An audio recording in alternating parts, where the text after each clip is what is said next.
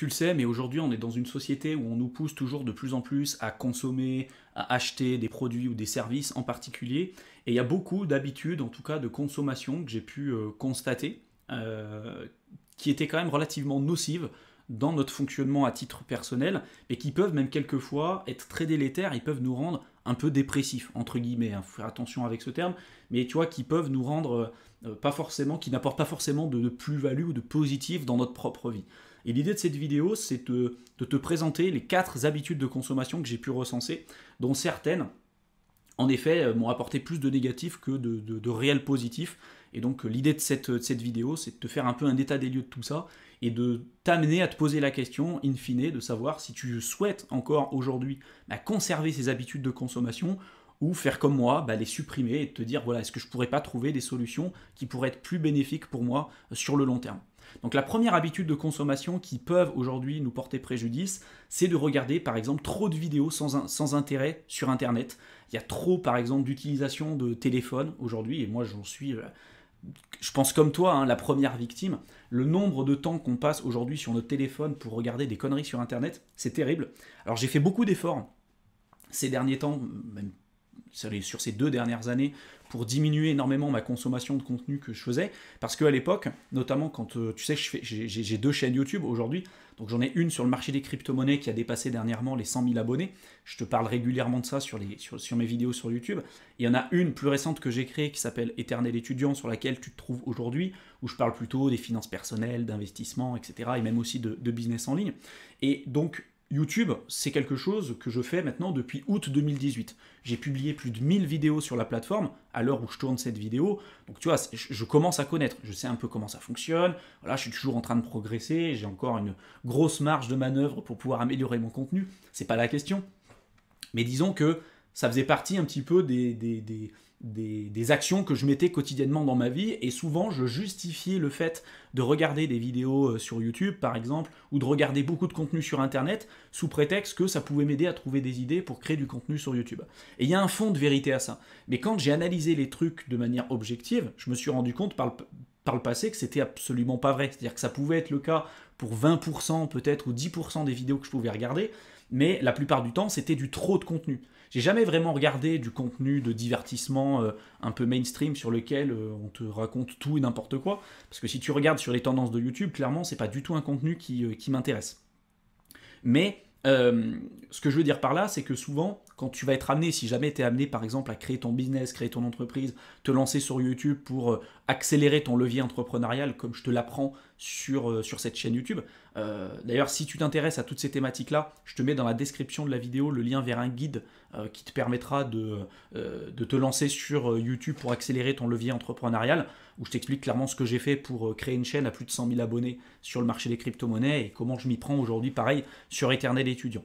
Donc la parenthèse est fermée, si ça t'intéresse, les infos sont dans la description de la vidéo. Mais derrière, si jamais tu veux te lancer par exemple sur YouTube, tu vas justifier le fait de regarder tout un tas de vidéos pour te dire je cherche des idées, mais à un moment donné, chercher des idées quand tu passes, je sais pas, 4-5 heures dans la journée à regarder que des vidéos sur YouTube, si t'es pas actif, si t'es pas proactif dans ce que tu fais, en prenant des notes, en te posant des questions, en notant les infos, etc., au final, tu es juste encore spectateur et tu es consommateur de contenu, tu n'es absolument pas producteur. Et j'ai fait pas mal de vidéos pour t'expliquer comment changer un petit peu notre mentalité, de passer de consommateur dans laquelle on nous a bassiné depuis qu'on est tout petit, on nous a appris à être consommateur, mais absolument pas à être producteur, créer de la valeur pour les autres. Et c'est là où c'est compliqué quand on veut passer entrepreneur, parce que là, pour le coup, il faut créer de la valeur. Il faut être producteur de contenu, producteur de valeur, producteur d'un produit ou d'un service. Et voilà, c'est pas quelque chose d'inné. Mais quand tu deviens producteur, tu deviens justement aussi proactif. Donc tu te poses des questions, tu prends des notes, etc., etc. Et là, en effet, tu te rends compte si c'est quelque chose d'utile ou pas. Mais quand tu vas manger du contenu, manger du contenu, tu passes, je sais pas, 20-30 heures par semaine à regarder que du contenu sur YouTube, mais tu n'as pris aucune note, il y a l'écrasante majorité du contenu que tu as regardé que tu as littéralement oublié. Et donc ça a juste été encore une fois dans un souci de consommation. Et bouffer trop de contenu, pas forcément du contenu en plus qui est qualitatif la plupart du temps, je ne sais pas ce que tu regardes comme contenu, mais il suffit que tu regardes encore une fois ce qui se passe sur les tendances de YouTube, et si tu aimes bien regarder tout ce qui est contenu divertissant sur YouTube, c'est pas forcément quelque chose qui va t'apporter énormément de positif dans ta vie. En tout cas, dans le domaine entrepreneurial, dans l'investissement, etc., etc. Moi, le contenu que je regarde, c'est pas forcément un contenu qui fait rigoler. Hein. La plupart du temps, les vidéos, elles n'ont pas des millions de vues, bien évidemment. Parce que je sais que le contenu qui est un peu mainstream, qui est regardé par tout le monde, c'est encore une fois par quelque chose qui est bénéfique. C'est pas là où tu vas obtenir des résultats intéressants. Si tu veux te former au marketing, à la communication, à l'investissement, il va falloir que tu regardes du contenu de ce genre de catégorie. Et en général, ce genre de contenu, c'est pas un contenu qui plaît à la masse parce que ça demande de te poser, ça demande d'être présent sur ce que tu fais, ça demande de t'interroger, de te poser des questions, etc., etc. Mais encore une fois, pour en revenir au premier point ou la première habitude de consommation qui peut te poser des problèmes, c'est de regarder encore une fois trop de vidéos sans intérêt. Ça te fait procrastiner et à la fin de la journée, tu t'en sors pas forcément grandi. Même tu t'en veux. Moi, à l'époque, quand je faisais ça, je m'en voulais. Je regardais du contenu comme ça parce que je savais pas quoi faire de mes journées. Du coup, je regardais des conneries sur Internet. Puis j'arrivais à la fin de la journée, je dis punaise, j'ai vraiment rien fait de constructif. Là, je suis arrivé à la fin de la journée, j'ai perdu une journée. J'ai perdu mon temps, j'ai rien fait. Je me suis même pas détendu parce que ce que je regardais pour le coup, ça m'intéressait même pas. Mais vu que je me faisais chier et que je savais pas quoi faire, je regardais ça. Et voilà, à la fin, tu vois, ça te rend entre guillemets un peu dépressif pour le coup parce que tu t'en veux, tu sais que ce que tu fais c'est pas productif ou que c'est pas bon pour toi sur le long terme, mais tu le fais quand même parce qu'on reste addict à nos téléphones et puis au contenu qu'on peut retrouver sur les différents réseaux sociaux. Ensuite, la deuxième habitude de consommation qui peut poser souci, c'est de faire des achats compulsifs. Alors en général, sur les soldes, par exemple, quand tu vois des trucs, des offres, des machins, tu passes devant un magasin, tu dis « Ouah, c'est génial ça, c'est bon, je vais l'acheter ». Et tout de suite, tu vas l'acheter. Puis au final, 2 semaines après, tu te rends compte, tu dis « Punaise, au final, oui, sur le coup, ça m'a fait plaisir parce que je trouvais ça joli. » Ou je trouvais ça intéressant, ou je trouvais ça utile, mais au final, c'était pas si utile, ou si beau, ou si intéressant que ce que je pouvais penser au départ. Les achats compulsifs, j'en ai fait quelques-uns quand j'étais plus jeune. Par la suite, je me suis pas mal calmé. Mais la plupart du temps, 95% du temps, à chaque fois, c'était des conneries. Et quand je conscientisais le truc quelques semaines après ou quelques jours après, je me suis rendu compte que si j'avais attendu un peu avant de l'acheter, au final, je m'en serais porté même bien mieux. Parce que souvent, c'est pas quelque chose qui est nécessaire ou qui apporte du bonheur dans notre vie. Donc, moi, ce que je t'inviterais à faire éventuellement pour éviter de te faire des achats compulsifs, c'est à chaque fois que tu vois quelque chose, tu te dis punaise, ça c'est génial, franchement j'ai envie de l'acheter, il y a une offre, c'est maintenant, c'est aujourd'hui, il y a des soldes, tu t'en fous. Les soldes, ça vient, ça repart, t'inquiète pas, il y en aura tout le temps. Tu te poses, tu te laisses le temps de la réflexion, ça peut être plusieurs jours ou quelques semaines. Moi en général, je me laisse 1 semaine et demie, 2 semaines, où j'achète pas. Je me dis ok, ça c'est intéressant, franchement, j'ai envie de le prendre. J'attends 1 semaine ou 2, je me repose la question, je dis tiens, est-ce que j'en ai toujours autant envie? Est-ce que je trouve que c'est toujours autant utile? Et tu vois, si en effet tu trouves que c'est toujours utile, tu as envie de le faire, tu l'achètes. Si pour le coup, comme à 95%, quand tu as envie de faire un achat compulsif, tu vas le conscientiser, tu vas dire non, en fait, c'était pas si utile que ça. Et donc là, tu l'auras conscientisé et tu seras fier de toi parce que tu te diras ouais, j'ai pas cédé à la tentation, j'ai pas acheté encore une fois une saloperie que j'utiliserai pas ou un truc qui va encore traîner dans les placards et j'ai augmenté aussi ma capacité d'épargne et éventuellement ma capacité d'investissement. Ce qui est quand même plutôt une bonne chose quand on veut reprendre en main ses finances personnelles. Donc ça, c'est la deuxième habitude. La troisième, c'est de dépenser car nos amis ou nos connaissances le font. Moi, ça m'est arrivé plusieurs fois par le passé de pas forcément faire le tri des personnes avec qui je traînais à l'époque, surtout quand j'étais plus jeune, et je voulais faire un peu comme tout le monde. Donc quand il y en avait certains qui voulaient aller en boîte ou aller boire un coup, moi j'ai jamais été là-dedans parce que ça me plaît pas, je suivais. Je disais bah oui, pourquoi pas, voilà, on va y aller, et du coup je passais une soirée de merde parce que les boîtes de nuit ça me plaît pas, boire un coup dans un bar, encore une fois, pourquoi pas, mais quand ça devient trop régulier, au bout d'un moment ça me saoule. Je suis quelqu'un de plutôt introverti, et moi le fait de trop parler, être trop en contact avec tout le temps beaucoup de gens, ça m'épuise, ça me fatigue. Et pour autant, je m'infligeais ça parce que voilà, j'étais avec des gens qui étaient comme ça. Et donc eux, pour recharger leur batterie un peu, vu que c'était des personnes assez extraverties, ils avaient besoin de voir du monde, ils avaient besoin de faire toutes ces sorties. C'était pas ma personnalité, c'était pas qui j'étais. Et au départ, vu que je n'avais pas conscientisé tout ça, je suivais ce que faisaient ces personnes-là.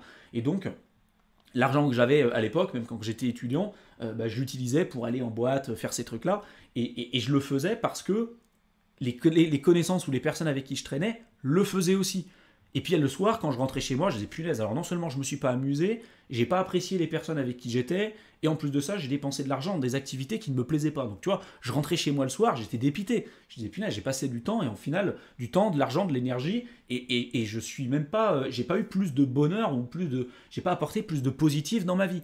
Peut-être que toi, ça sera quelque chose de complètement différent. Peut-être que toi, justement, le fait de sortir, d'aller voir des potes, d'aller faire des trucs, c'est des choses qui te plaisent. Et encore une fois, moi aussi, voir des vrais potes aujourd'hui, c'est quelque chose qui me plaît. Mais je vais pas m'amuser à aller en boîte de nuit. Je sais ce que j'aime, je sais ce que j'aime pas. Tu vois. Et toi, il faut que tu arrives à faire ce point-là. Et de suivre des fois, faire un effort, encore une fois, pourquoi pas, mais de suivre machinalement ce que font peut-être certaines connaissances ou certains amis parce que eux ils aiment certaines activités et toi de le faire régulièrement, ça va pas forcément t'apporter plus de bonheur parce qu'au final, c'est pas ce que tu aimes vraiment, tu vois. Il faut te poser la question.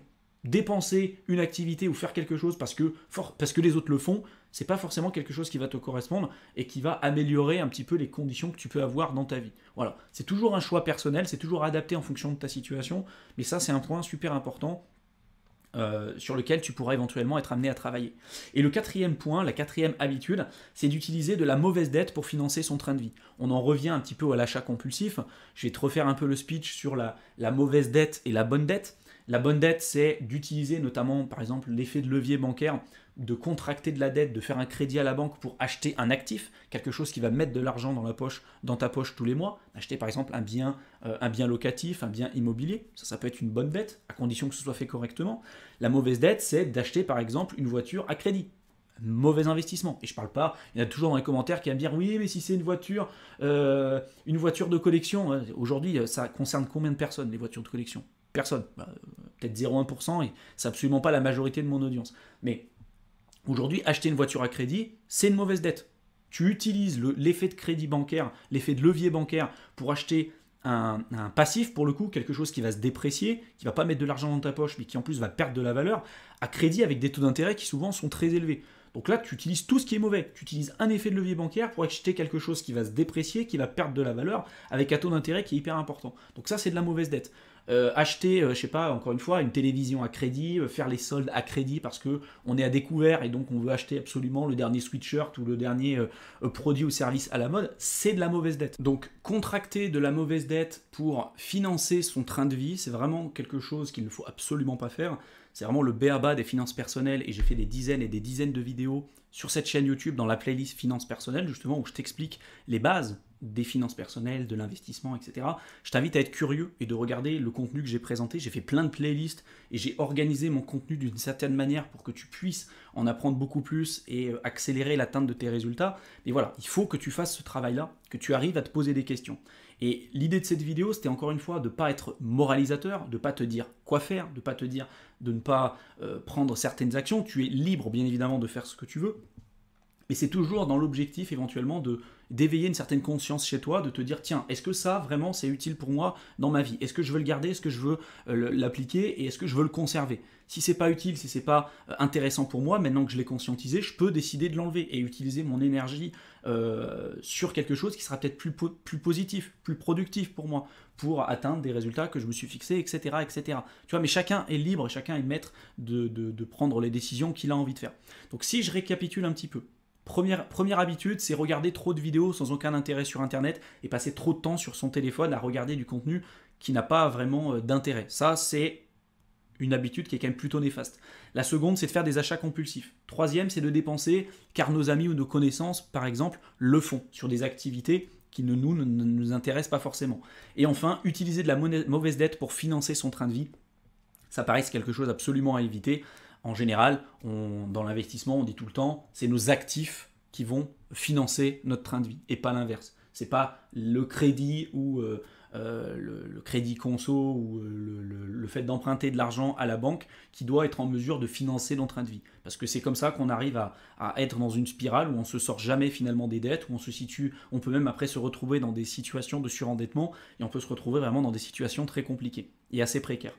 Donc j'espère que cette vidéo t'a plu, qu'elle t'aura intéressé, comme d'habitude. Je te mets dans la description de la vidéo le lien vers un programme de formation sur plusieurs jours où je t'explique concrètement ce que j'ai fait à titre personnel pour atteindre la liberté financière en moins de 4 ans et demi en partant de zéro. Donc voilà, si tu veux en savoir plus sur les notions liées aux finances personnelles, l'investissement, etc., n'hésite pas à rejoindre ce programme de formation, c'est offert. Tu cliques dans le lien, tu mets ton adresse mail et je t'enverrai du contenu régulièrement dans ta boîte de réception, comme ça, de jour en jour. Je te souhaite une excellente fin de journée ou fin de soirée et puis je te retrouve dans une prochaine vidéo. Allez, à bientôt. Salut!